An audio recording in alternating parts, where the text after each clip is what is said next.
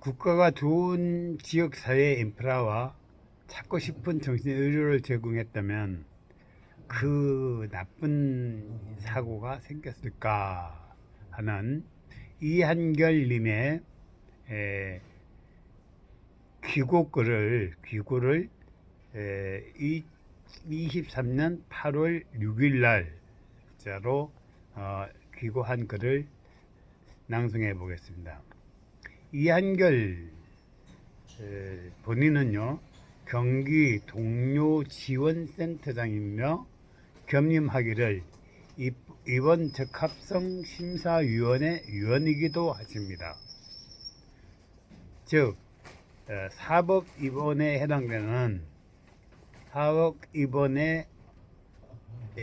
해당되는 이번 적합성 심사 입적심 심사위원이었던 이한결 선생님이 이 대화가 나오고 있습니다. 정부가 정신질환 등 정신건강 전달 체계를 모르는 국민들을 선동해서는 안 된다. 사법 입원이라는 미명하에 국민을 선동하여서는 안 된다고 경고하고 있습니다. 왜 경고하고 있는지 그 내용을 좀 알아봐야겠습니다. 그는 귀고에 앞서서 범행 동기가 뚜렷지 않은 사건에 인해 신을 쓸 수 없는 상처를 받은 피해자와 유가족에게 소중한 사람을 잃는 그것은 말로 위로하고 위로받기가 어렵다는 것은 잘 알지만 그래도 위로 드릴 수밖에 없음을 죄송하게 생각하고 있지만 또한 이런 사건으로 인해서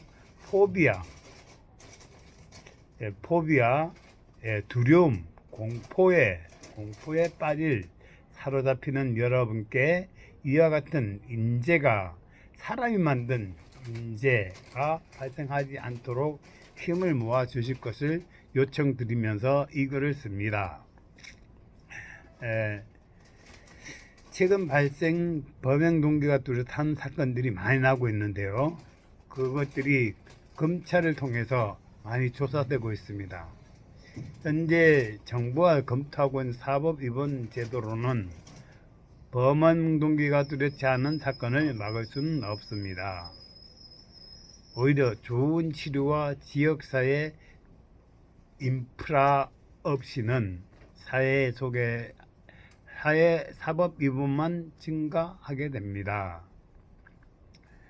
법관의 전문성이 없기 때문이며 그 다음 미국, 프랑스 사법 위반 등의 사법 위반 제도를 도입하고 있는 국가는 절차적 조력을 받을 수 있는 권리도 함께 보장되기도 합니다. 우리나라는 절차적 조력을 받을 수 있는 절차 조력 제도마저 조력 제도마저 반대하고 있기 때문입니다.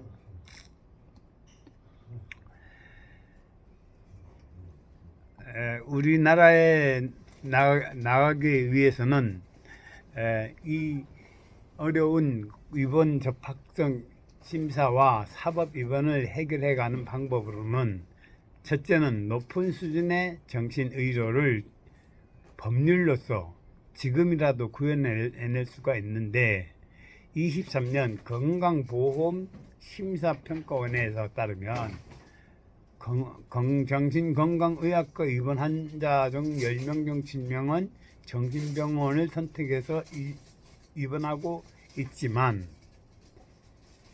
입원 치료의 질은 평균에 미치지 못하고 있다.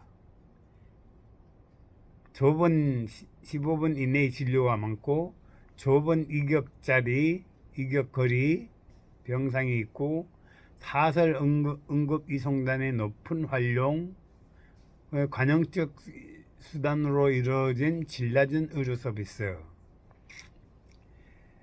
어떤 데는 성폭행을 가혹행위를 일삼기도 하고 징벌적 격리와 강박을 실시하는 모습도 있다고 합니다. 둘째로는 좋은 지역사회 체계를 만들어 가야 되는데 지역사회 체계는 하나, 약물, 입원 중심에서 벗어나 지역사회 중심으로 전환해야 합니다. 당사자 욕구에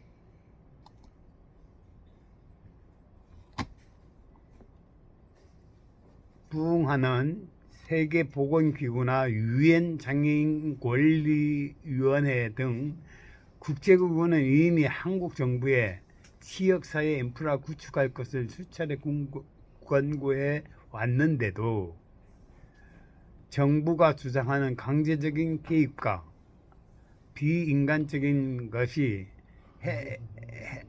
벗어나서 회복지향적이고 자기 결정을 존중하는 비강제적인 것으로 변화되어야 합니다. 수준을 고려한 서비스가 정신질환자의 회복을 높이고 지역사회의 포용을 촉진하며 효과성이 있다고 검증되고 있습니다.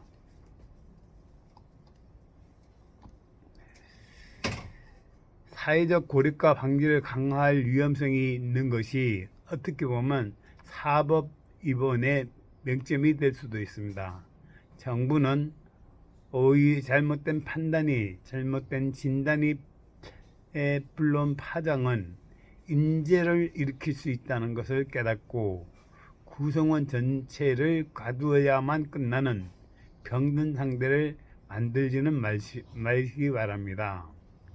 정신질환 등 정신건강 체계를 잘 모르는 사람들, 전문가가 아닌 사람들을 정부가 선동해서 만들어서는 안 됩니다.